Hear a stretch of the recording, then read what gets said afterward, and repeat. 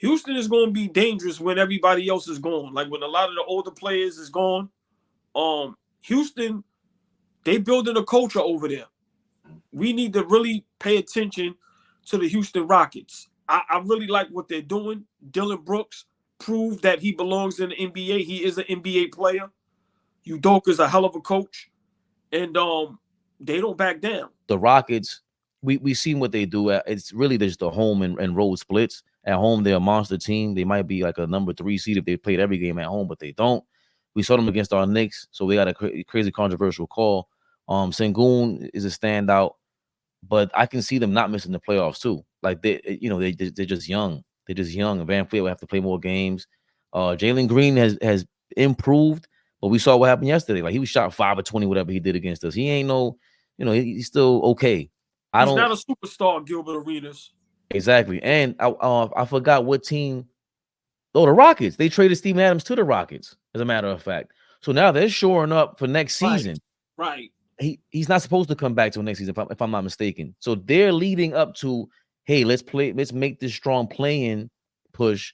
And then whether we do or don't make it, now you got Sengun and Steven Adams there to really shore them up. And as far as Portland, everything you hit on Fleet is correct. Like Scoot Henderson started coming around the last week or so. But other than that, the Grizzlies, we know about their injuries, and then that's really what it boils down to with the Grizzlies, right? Yeah, they're just hurt. They're just hurt. Yeah. But Desmond, I want to give a shout out though. Desmond Bane is having a career year, and Jaren Jackson Jr. is averaging 20+ points for the first time in his career. Obviously, he has to. But he has to. Good for him.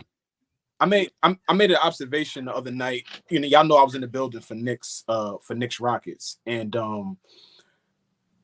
first NBA game I was able to bring my kids to, so that was big. That was big for me. My daughter and my son was able to get to an NBA game, so that was huge for me, right? But got there early, was able to had really decent seats, but was able to walk down, you know what I'm saying, and just kind of watch guys warm up and get into the rhythm of the game. Nice. But me personally, everybody looks at certain things, and I went down there and I wanted to look at the body language of Fred VanVleet, of Jeff Green, of Ime UDoka while he was out there. And everything screams they want to be there. Everything screams, they want to help them get to a place where they're, a winning franchise, right? Fred VanVleet got a bag, but it looks like he wants to help that team. Jeff Green is old as dirt. We love Uncle Jeff, but it looks like he's happy, to play there. Dylan Brooks is not a vet, but he's getting into that, space of being an older player. He loves being there.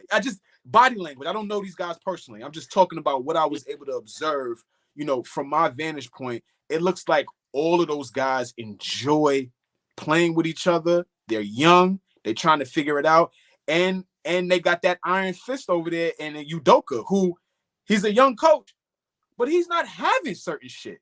Well, Fleet, real quick. Remember Houston, regardless of what they've been going through lately, it's borderline great organization. Right. Yeah. Got 2 titles, with Hakeem in them, and then that tenure they had with James Harden, MVP, fighting playoffs every year, finals, playoffs all the time. So that's not an organization where they looking to tank and be terrible. Nah, they solid, and I'm telling you, they building for the future. I see them in 2-3 years really making a push to where it's like consistent playoffs and having some big wins in the regular season. They're like OKC in Minnesota the last 2-3 years. That's where Houston is at. Like they might take that Minnesota, OKC leap that they took this year. They might be messing around, be number 3 seed next year. Because go ahead, Fleet, because that's crazy. No, I was just gonna say it's just showing some love to UDoka. Yeah, Boston's the number 1 team in the conference, probably the best team in the league, but that's because of the roster. That has zero to do with Joe Mazzulla. Like, that has nothing to do with him. No credit?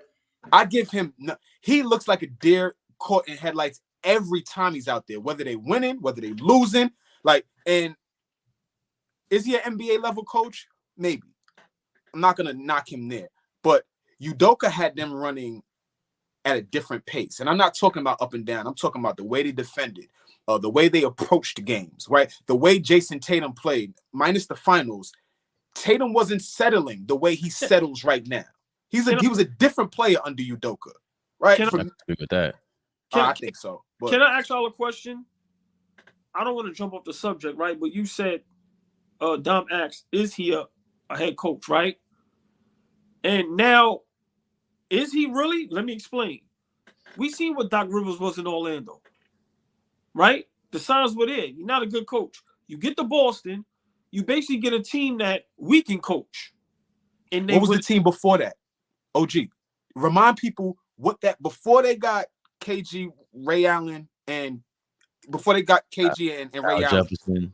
Out. What was that team before that? What was their record with Doc Rivers the year prior?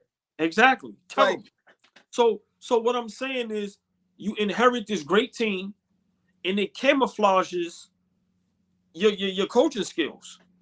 So for me, you know, I don't know if he can coach. I'm being honest.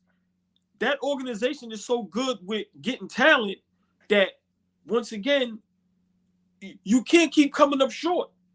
I'm sorry. I would love Dom to respond to that just real quick.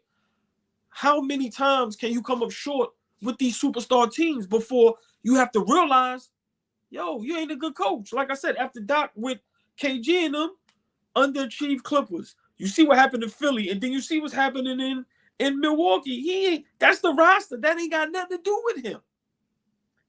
Dom, your thoughts? Wrong guy to ask.